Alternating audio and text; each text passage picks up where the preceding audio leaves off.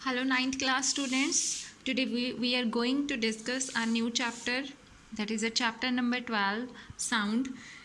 देखिए आप लोगों ने साउंड के बारे में, साउंड चैप्टर के बारे में आप लोगों ने एट्थ क्लास में समथिंग रीड किया है आपने. तो अब इसमें क्या है हमारे पास, देखिए every day we hear sound from the various sources. बहुत सारे सोर्सेज हैं, हर रोज़ उनमें से हम लोग आवाज़ सुनते हैं. जैसे ह्यूमंस हो गए, बर्ड्स हो गए, बेल्स हो गई, मशीन्स, व्हीकल्स, टेलीविजन्स, रेडियोज़.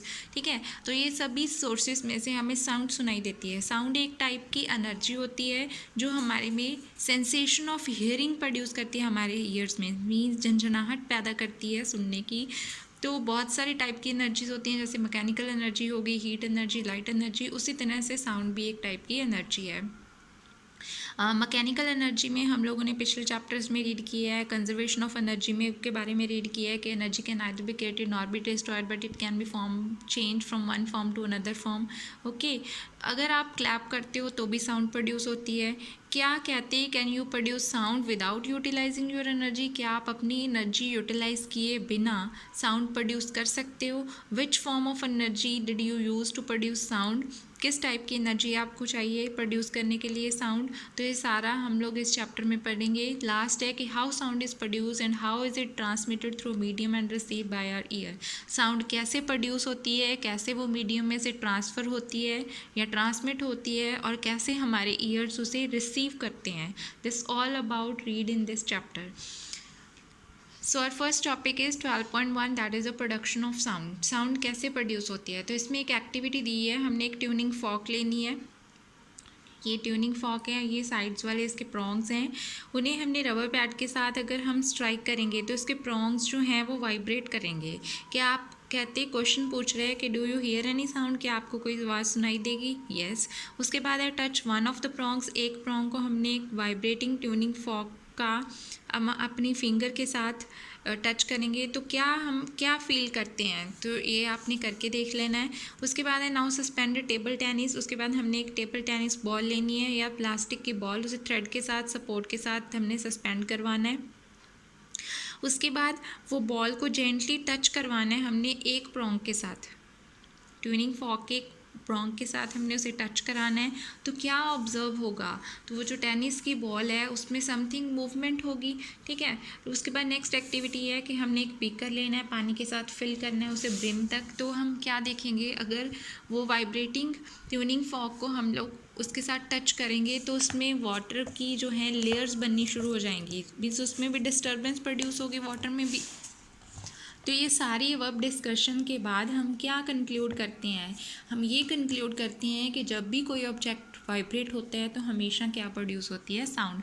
ये सारी एक्टिविटीज़ में हमने साउंड प्रोड्यूस की है, ट्यूनिंग फॉर्क को स्ट्राइक करवा के, टेबल टेनिस बॉल के साथ, वाटर के साथ. ठीक है, जब भी हम लोग साउंड कैसे प्रोड्यूस कर सकते हैं, प्लकिंग करके, स्क्रैचिंग करके, ठीक है, ब्लोइंग करके, रबिंग करके, शेकिंग करके डिफरेंट ऑब्जेक्ट्स को. तो ये सारी एक्टिविटीज़ में हम लोग साउंड प्रोड्यूस करते हैं. और साउंड जो है हमेशा कैसे प्रोड्यूस होती है, बाय वाइब्रेटिंग द ऑब्जेक्ट. अब वाइब्रेशन का मीनिंग क्या होता है? Vibration means a kind of rapid to and fro motion, to and fro move करते हैं पार्टिकल्स, तो वाइब्रेशन प्रोड्यूस होती है. एट्थ क्लास में आपने लैरिंक्स के बारे में पढ़ा होगा कि जो ह्यूमन वॉइस है वो कैसे प्रोड्यूस होती है. जो वोकल कॉर्ड्स हैं वो वाइब्रेट करती हैं, तभी क्या प्रोड्यूस होती है, साउंड प्रोड्यूस होती है. बर्ड्स जो हैं वो फ्लैप करते हैं अपने विंग्स, तब भी साउंड प्रोड्यूस होती है. ठीक है, और जब वजलिंग की आवाज़ आती है, बी प्रोड्यूस करती है. रबर बैंड को आप लोग स्ट्रेच करते हो, प्लग करते हो, वाइब्रेट करते हो, तो भी साउंड प्रोड्यूस होती है. तो ये सारी एक्टिविटीज़ क्या हैं कि sound is produced, these activities shows that sound is produced by vibrating the object.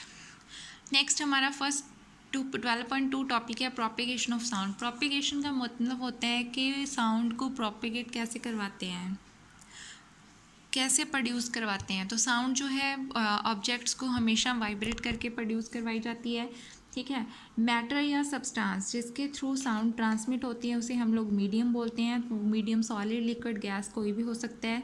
Sound जो है मीडियम में से मूव करती है वन पॉइंट ऑफ जनरेशन से, मीन्स जो जनरेट करता है साउंड उससे, और ट्रांसमिट कहाँ पे होती है, लिसनर के पास जो सुनता है।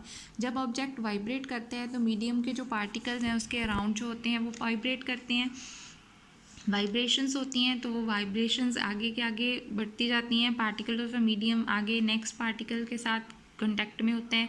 तो मीन्स फर्स्ट पार्टिकल जो है वो अपनी प्लेस से डिस्प्लेस हो जाता है, अपनी इक्विलिब्रियम पोजीशन से डिस्प्लेस होता है और अपने एडजेसेंट वाले पार्टिकल को फोर्स अप्लाई करता है। तो नेक्स्ट पार्टिकल डिस्टर्बेंस में आ जाता है। तो मीन्स ये प्रोसेस जो है कॉन्टीन्यूसली चलता रहता है मीडियम में, जब तक हमारे कानों तक वो आवाज़ जो है वो नहीं पहुँचती।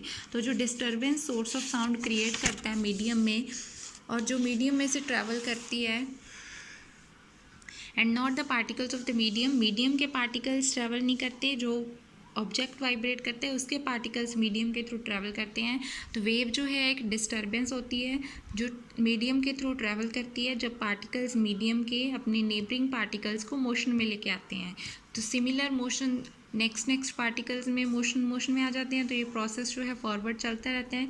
तो साउंड वेव्स जो हैं वो प्रोड्यूस होती हैं। इस तरह हम लोग कह सकते हैं कि जो साउंड वेव्स हैं वो क्या है, मैकेनिकल वेव्स हैं। एयर जो है मोस्ट कॉमन मीडियम है जिसके थ्रू साउंड जो है ट्रैवल करती है। देखिए अब नीचे एक डायग्राम है, तो इस डायग्राम में क्या है कि जब भी कोई वाइब्रेटिंग पार्टिकल, ट्यूनिंग फॉर्क जो है वाइब्रेट करता है, तो वो अपने पार्टिकल्स को फॉरवर्ड मूव कराता है, फिर वो पुश करते हैं और एयर को कंप्रेस कर देते हैं वहाँ पे। तो मीन्स वहाँ पे हाई प्रेशर क्रिएट हो जाता है, तो इस चीज़ को कंप्रेशन बोलते हैं। ठीक है, तो फिर ये कंप्रेशन आगे मूव करता है away from the vibrating object. जब वाइब्रेटिंग ऑब्जेक्ट बैकवर्ड मूव करता है तो वो क्या क्रिएट करता है, लो प्रेशर क्रिएट कर देता है। लो प्रेशर की वजह से वहाँ रेयरफेक्शंस बनती हैं। तो फिर ऑब्जेक्ट बैक एंड फोर्थ जो है रैपिडली आगे पीछे मूव करते हैं, सीरीज बनती है, फिर compression rarefaction, compression rarefaction air के बीच में। तो यही जो है साउंड वेव जो है प्रोपेगेट होती हैं इसी तरह से मीडियम में। तो मीन्स कंप्रेशन जो है वो एरिया है जहाँ पे हाई प्रेशर है, रेयरफेक्शन वो एरिया है, वो रीजन है यहाँ पे लो प्रेशर है। तो मीन्स प्रेशर जितने ज़्यादा नंबर ऑफ पार्टिकल्स, अब यहाँ पे नंबर ऑफ पार्टिकल्स क्या है, ज़्यादा है, उनकी डेंसिटी क्या है, ज़्यादा है, तो मीन्स प्रेशर भी क्या है, ज़्यादा है। मोर डेंसिटी मीन्स मोर प्रेशर, और जहाँ पे डेंसिटी कम है that means low pressure, less density means less pressure. तो मीन्स साउंड जो है इसी साउंड वेव्स इसी तरह क्या करती हैं, प्रोपिगेट करती हैं, डेंसिटी के साथ भी वेरी करती हैं और प्रेशर के साथ भी वेरी करती हैं मीडियम में। नेक्स्ट टॉपिक है हमारा sound needs medium to travel. Sound waves को ट्रैवल करने के लिए हमेशा मीडियम की ज़रूरत पड़ती है। साउंड एक मैकेनिकल वेव है, और मैकेनिकल वेव्स वो होती हैं which needs a material medium to travel, चाहे वो एयर है, वाटर है, सॉलिड, लिक्विड, गैस, वो कोई कुछ भी हो सकता है। तो अब इस एक्टिविटी में क्या है कि अगर वैक्यूम क्रिएट कर दें तो क्या साउंड वेव्स जो हैं वो ट्रैवल करेंगी? नहीं, साउंड वेव्स ट्रैवल नहीं करेंगी अगर हम वैक्यूम क्रिएट करते हैं। तो अब इस केस में जो है हमारे पास हम ले गए एक बेल जार एक्सपेरिमेंट करना है हमने। इसमें क्या है, बेल जार एक्सपेरिमेंट में हमने एक जार में बेल लगाई हुई है, इलेक्ट्रिकल बेल, ठीक है, इलेक्ट्रिकल कनेक्शन दिया हुआ है। स्विच को जब ऑन करोगे तो ये बेल जो है वो रिंग करेगी और हमें एक साउंड प्रोड्यूस करेगी और वो आवाज़ हमें सुनाई देगी, ठीक है। लेकिन अगर साथ में यहाँ पे वैक्यूम पंप अटैच कर दिया और उस वैक्यूम पंप की वजह से हमने उसमें से सारी की सारी एयर पंप्ड आउट कर दी, बाहर निकाल दी, तो धीरे धीरे उस आवाज़ की जो बेल है वो क्या होती जाएगी, फेंट होती जाएगी। सेम करंट भी हम पास करवा रहे हैं, मींस ऑन है, स्विच ऑन की हुई है, लेकिन वैक्यूम पंप की हेल्प से सारी एयर हमने इसमें से निकाल दी, वैक्यूम क्रिएट कर दिया इसके अंदर। तो मींस एक टाइम ऐसा आएगा धीरे धीरे उसकी आवाज़ जो है कम होती जाएगी, एक टाइम ऐसा आएगा हम फिबल साउंड सुनाई देगी, मींस टोटली आवाज़ जो है उसमें से हमें सुनाई नहीं देगी। तो मींस इस एक्टिविटी से हमें ये प्रूव हो गया कि sound needs a material medium to travel. If there is a no medium there is a no travel of sound waves. Means हमेशा कोई ना कोई मीडियम से साउंड ट्रैवल करती है, अगर वैक्यूम है तो वहाँ पे साउंड वेव्स ट्रैवल नहीं करती हैं।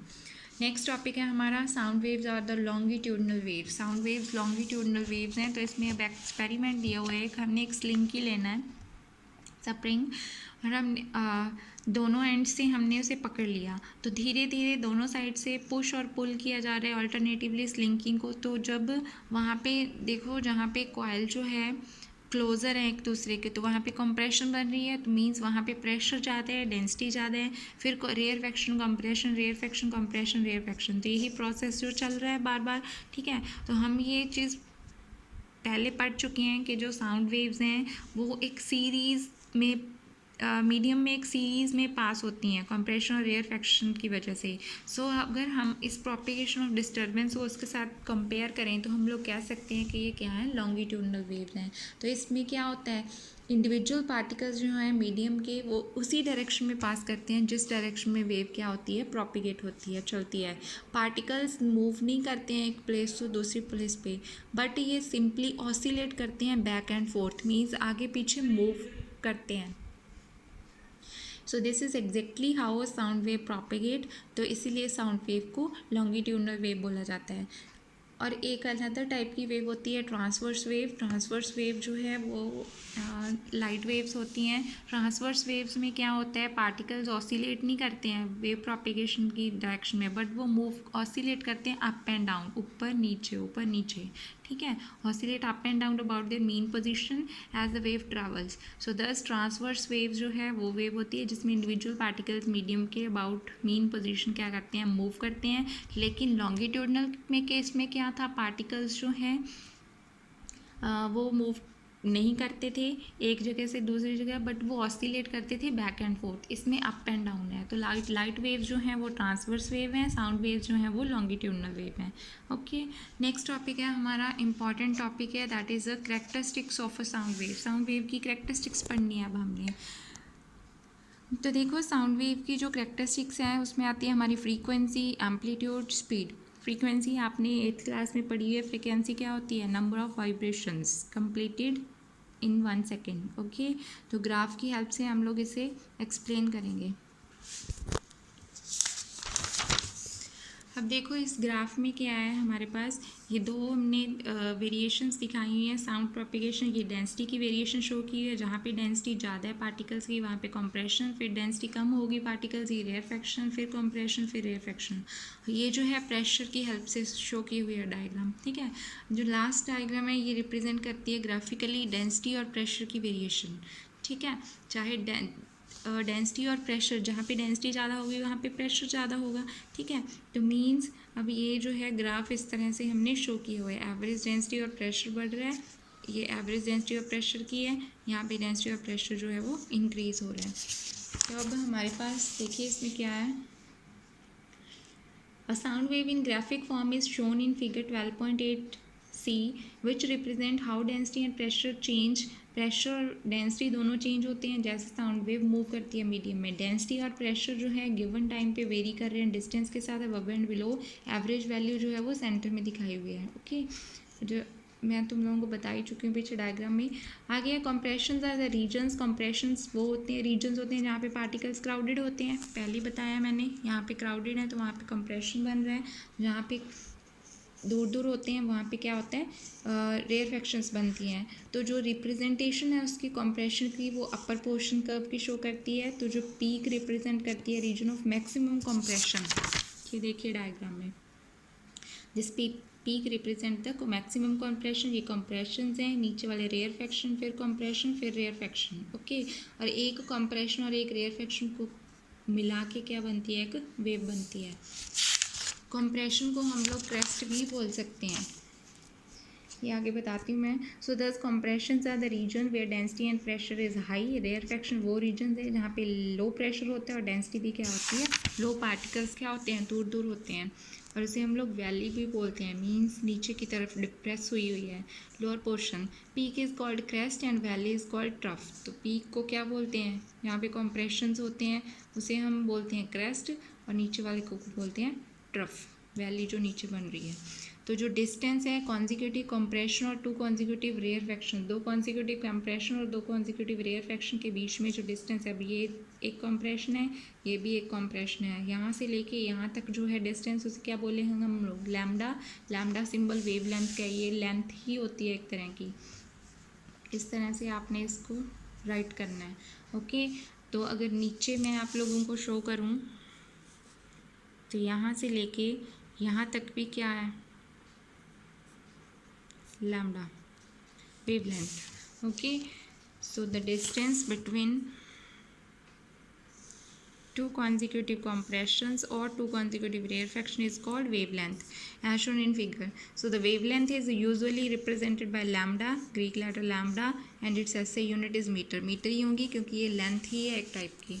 आगे हमारे पास फ्रीक्वेंसी की होती है कि how frequently an event occur, कितनी जल्दी कोई इवेंट अकर हो रही है. Suppose you are beating a drum, हम लोग ड्रम बीट कर रहे हैं, कितनी बार हम लोग उस ड्रम को बीट करते हैं पर यूनिट टाइम में, वो क्या होगी उसकी frequency. So we know that sound जो है प्रोपिगेट करती है मीडियम में से, तो जो डेंसिटी है मीडियम की वो ऑसिलेट करती है एक मैक्सिमम वैल्यू पे, फिर एक मिनिमम वैल्यू पे, फिर मैक्सिमम पे, फिर मिनिमम पे. तो मीन्स एक कंप्लीट ऑसिलेशन होगी. So the number of such oscillations, ये इसकी डेफिनेशन है, the number of such oscillations per unit time is called frequency of sound wave. So if we can count the number of compressions और rarefactions that crosses us per unit time, we get the frequency of wave. Frequency का symbol होता है new और इसकी units हैं hertz, because ये किसने बताया था, हेनरिच रुडोल्फ हर्ट्ज से. ओके, तो फ्रीक्वेंसी होगी एक कंप्रेशन और एक रेयरफैक्शन, मीन्स पर यूनिट टाइम में कितनी बार मैक्सिमम होता है और कितनी बार मिनिमम होता है. आगे है टाइम पीरियड. टाइम टेकन, दो कॉन्जिक्यूटिव कंप्रेशन और रेयरफैक्शन के बीच में टू अ फिक्स्ड पॉइंट कितना टाइम लगता है, तो मीन्स कितना फिक्स टाइम है, वो क्या हो गया, उसका टाइम पीरियड हो गया. In other words we can say that कि time taken to complete one oscillation, एक ऑसिलेशन को कंप्लीट करने के लिए जो टाइम लगता है वो होता है टाइम पीरियड, और टाइम पीरियड हमेशा फ्रीक्वेंसी का रेसिप्रोकल होता है. आगे इसका फॉर्मूला है, it is represented by symbol T. So its SI unit is a second. Frequency and time period are related as follows. इस सिंबल से, इस फार्मूला से वो एक दूसरे के साथ रिलेटेड है. Nu is equals to 1/f. कई बुक्स में ये ऐसे भी लिखा होता है, F is equals to 1/t. F frequency. Violin और फ्लूट अगर हम सेम टाइम पे फ्लूट प्ले करते हैं ऑर्केस्ट्रा में, तो दोनों की साउंड जो है सेम मीडियम में से ट्रैवल करती है, एयर में से, and arrive at year at the same time. हमारे कानों तक सेम टाइम पे पहुंचती है. Both sound travel at the same speed irrespective of the source. चाहे सोर्स दोनों का अलग अलग है, लेकिन दोनों की साउंड जो है सेम टाइम पे पहुंचती है, but sound we receive are different. लेकिन जो उनकी जो साउंड है वो अलग अलग होती है. क्यों? So this is due to the different characteristics. अलग अलग करेक्टरिस्टिक्स की वजह से साउंड के साथ जो एसोसिएटेड है. तो ये कौन सी करेक्टरिस्टिक हो गई? पिच. अब पिच जो है ये डिपेंड करती है frequency of vibration of waves पे. ठीक है. How the brain interprets the frequency of an emitted sound is called pitch. कैसे हमारा ब्रेन इंटरप्रेट करता है किसी भी एमिटेड साउंड की फ्रीक्वेंसी को, वो होती है pitch. Faster the vibration of the source, higher is the frequency and higher is the pitch. जितनी ज़्यादा सोर्स से वाइब्रेशंस जो हैं वो तेज़ होंगी, मीन्स उतनी ज़्यादा फ्रीक्वेंसी क्या होगी, ज़्यादा होगी. जितनी ज़्यादा फ्रीक्वेंसी होगी उतनी पिच भी क्या होगी, ज़्यादा. So higher pitch corresponds to the more number of compression and rarefaction, क्योंकि जितनी ज़्यादा कंप्रेशन रेयरफैक्शंस होंगी उतनी ज़्यादा फ्रीक्वेंसी होगी, और जितनी ज़्यादा फ्रीक्वेंसी होगी उतनी क्या होगी, पिच होगी. हाई फ्रीक्वेंसी हाई पिच, तो वो चीज़ क्या होती है, श्रिल होती है. लो फ्रीक्वेंसी लो पिच वाली चीज़ को बोलते हैं हम लोग grave. Object at different sizes and conditions vibrate at different frequencies to produce sounds of different pitch.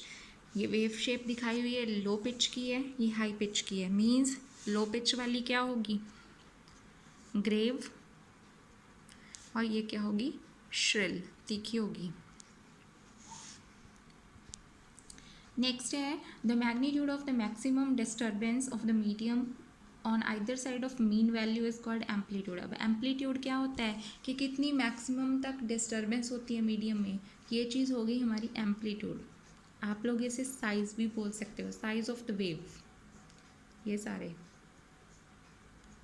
सारे एम्पलीट्यूड हैं, कैपिटल ए इसका सिंबल है. ओके. और for sound it's units will be that of density और pressure. Units इसकी density और pressure वाली होंगी. लाउडनेस और the softness of a sound is determined basically bye it's amplitude. कितनी लाउड है कितनी सॉफ्ट है ये डिपेंड करता है किस चीज़ के ऊपर, एम्पलीट्यूड के ऊपर. तो अब इसका जो एम्पलीट्यूड है ये कम होगा, दैट मीन्स ये सॉफ्ट है, और इसका एम्पलीट्यूड ज़्यादा है, दैट मीन्स ये वेव क्या है, और ये साउंड क्या है, लाउड है, लार्ज एम्पलीट्यूड वाली. So the amplitude of wave depends upon the force with which an object is made to vibrate. कितनी फोर्स के साथ हम लोग ऑब्जेक्ट को वाइब्रेट करते हैं उस चीज़ के ऊपर डिपेंड करता है एम्पलीट्यूड। मीन्स अगर हम लोग ज़्यादा फोर्स अप्लाई करेंगे तो उसका एम्पलीट्यूड क्या होगा, ज़्यादा, मीन्स वो ज़्यादा लाउड होगी। अगर हम लोग कम फोर्स अप्लाई करेंगे तो उसका एम्पलीट्यूड कम होगा, दैट मीन्स वो साउंड क्या होगी, सॉफ्ट होगी। If we strike a table lightly, we hear a soft sound because we produce a sound wave of less energy, less amplitude. If we hit the table hard, we hear a loud sound. Can you tell why? क्यों? Same reason मैंने आपको बता दिया.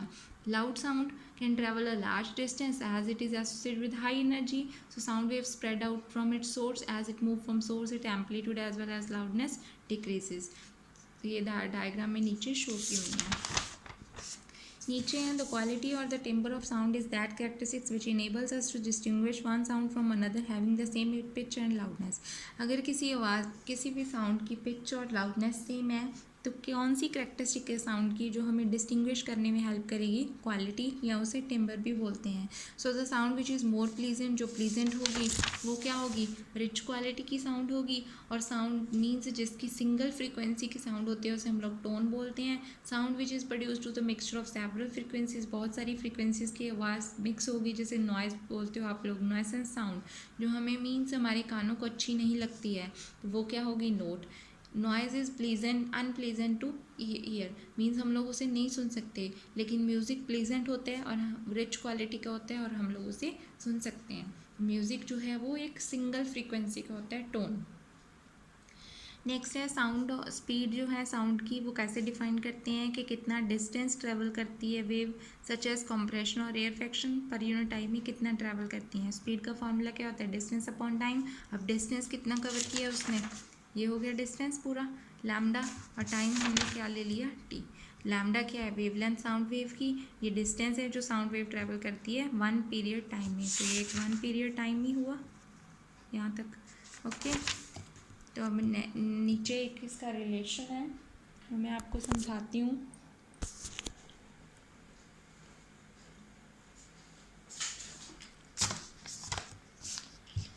Suppose हमें पता है हमारा formula था स्पीड इज इक्वल्स टू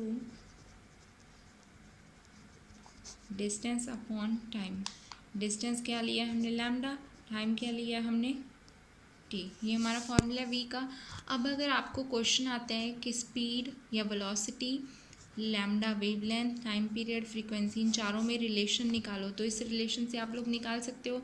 अगर मैं इसको स्प्लिट करूँ तो मैं ऐसे लिख सकती हूँ 1/t, सेम चीज़ वही बनेगी, लैम्डा इंटू 1/t क्या होता है, न्यू फ्रीक्वेंसी। हमने पढ़ा था कि फ्रीक्वेंसी होती है टाइम पीरियड का रेसिप्रोकल होती है, तो ये आ गया हमारा रिलेशन किसके बीच में, वेवलेंथ, फ्रीक्वेंसी एंड वेलोसिटी के बीच में। Okay, speed of sound remains almost the same for all the frequencies in a given medium under the same physical conditions. उसके बाद है the amount of sound energy passing each second through unit area, means कितनी sound energy जो है unit area में से each second में से कितनी अमाउंट ऑफ एनर्जी पास करती है, उसे बोलते हैं हम लोग intensity of sound. We sometimes use the term loudness and intensity. Loudness और इंटेंसिटी में से कई बार हम लोग एक वर्ड यूज़ कर देते हैं interchangeably, but they are not the same, but ये सेम नहीं है। क्यों? लाउडनेस क्या होती है, measure of response of the ear to the sound. Even when two sounds are of equal intensity, we may hear one as louder than other simply because our ear detect it's better. Intensity means हमारा ear क्या detect करता है, ठीक है। और जो loudness है वो क्या होती है कि हमारा ear कितना रिस्पॉन्स करता है उस चीज़ को।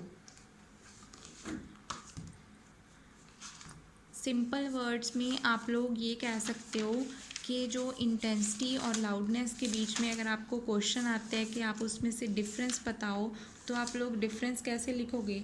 लाउडनेस होती है कि सेंसेशन हमारे ईयर्स में जो प्रोड्यूस होती है, जो हमें इनेबल करती है कि हम लोग डिस्टिंग्विश कर सकें फेंट और लाउड साउंड को, ठीक है, वो होती है लाउडनेस। इंटेंसिटी क्या होती है, एवरेज एनर्जी जो हमारे साउंड वेव्स पर सेकंड पर यूनिट एरिया में ट्रांसपोर्ट करते हैं, वो होती है इंटेंसिटी, ठीक है।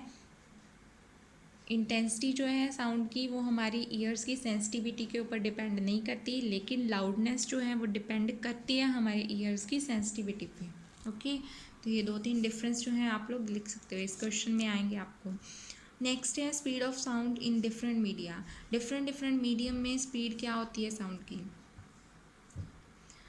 तो इसमें क्या है, एयर में जो होती है इसकी वैल्यू 344 मीटर पर सेकेंड होती है। जैसे स्पीड ऑफ लाइट जो है आप लोगों ने पढ़ा होगा पिछले चैप्टर में, 3 × 10⁸ होती है मीटर पर सेकेंड। ये लाइट की स्पीड है, लाइट की वेलोसिटी है। और साउंड की क्या होती है, 344 मीटर पर सेकेंड। तो अब इन दोनों में से ज़्यादा कौन सी है, ऑब्वियस स्पीड ऑफ लाइट। तो आपको इससे रिलेटेड एक देखो, साउंड जो है लिक्विड, सॉलिड, गैस तीनों में से ट्रैवल करती है, लेकिन सबसे ज़्यादा किस में से करेगी, सॉलिड में से, फिर लिक्विड में से, सबसे फेंट किस में से होगी, गैस में से। Sound propagate through a medium at a finite speed.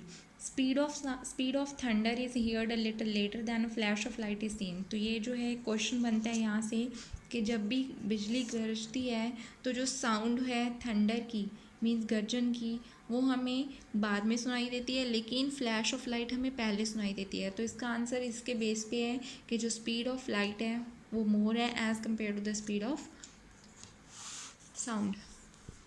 So we can make out that sound travel a speed which is much less than the speed of light. Speed of sound जो है depend करती है medium की properties पे जिसमें से वो travel करती है। ये हर क्लास में जाके आप पढ़ोगे। स्पीड ऑफ साउंड मीडियम में डिपेंड करती है temperature of the medium. Speed of sound decreases when we go from solid to gaseous state. In any medium जैसे जैसे टेम्परेचर बढ़ता है स्पीड ऑफ साउंड बढ़ती है, जैसे जैसे टेम्परेचर घटता है स्पीड ऑफ साउंड जो है घटती है। तो नीचे कुछ वैल्यूज़ हैं, इनमें से आप रीड कर लेना। एयर की रीड कर लेना, एयर की आपको पता होनी चाहिए, ठीक है। तो साइड पे एक टॉपिक है सोनिक बूम। अब सोनिक बूम क्या होता है, जब कोई भी ऑब्जेक्ट जो है, जैसे जेट एयरक्राफ्ट्स हैं, बुलेट्स हैं, तो वो एक स्पीड ऑफ साउंड से ज़्यादा स्पीड के साथ ट्रैवल करते हैं, सुपरसोनिक स्पीड पे, तो उन्हें हम लोग सुपरसोनिक डिवाइसेस भी बोलते हैं। जब साउंड प्रोड्यूस करता है कोई भी सोर्स, हाई स्पीड के साथ मूव करता है as compare to the speed of light, तो उसमें से स्पीड ऑफ साउंड सॉरी, तो उसमें से शॉक वेव्स निकलती हैं एयर में से, और वही शॉक वेव्स जो हैं large amount of energy carry करती हैं। तो जो प्रेशर की वेरिएशन है एयर में वो चेंज हो जाती है, उसकी वजह से वो शार्प और लाउड साउंड प्रोड्यूस करती हैं, उसे हम लोग सोनिक बूम बोलते हैं। शॉक वेव्स जो सुपरसोनिक एयरक्राफ्ट प्रोड्यूस करते हैं, तो उसकी वजह से जो शीशे हैं हमारे घरों के वो शैटर करते हैं, इवन कि बहुत सारी बिल्डिंग्स को भी डैमेज प्रोड्यूस करता है वो। So that's enough for today. In next video we will discuss the second part of the chapter sound. Thank you.